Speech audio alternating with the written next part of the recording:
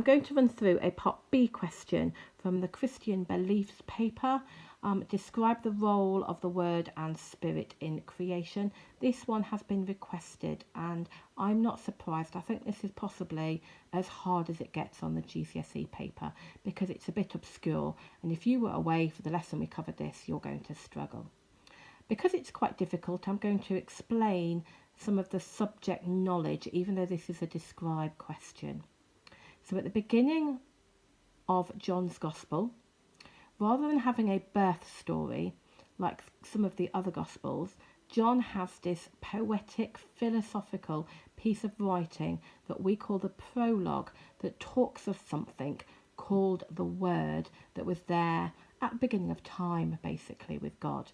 And many Christians think that that piece of writing is about Jesus. So I'm going to run you through my question. I've got two sources of wisdom, the prologue and Genesis 1, which is much more familiar to you.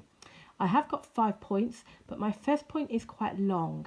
And so if I was doing this in an exam, I would be keeping a close eye on the time. And if my 5 minutes was up, I might drop one of my later points, and I suspect I would still get full marks.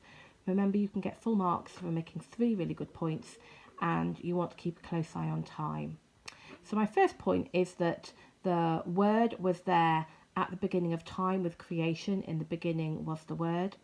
I then say that the prologue teaches that there isn't anything that exists that wasn't made through the Word or Jesus. I keep using the word because it's in the question.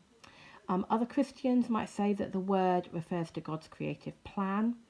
I then refer to Genesis 1 and that God creates by the spoken word.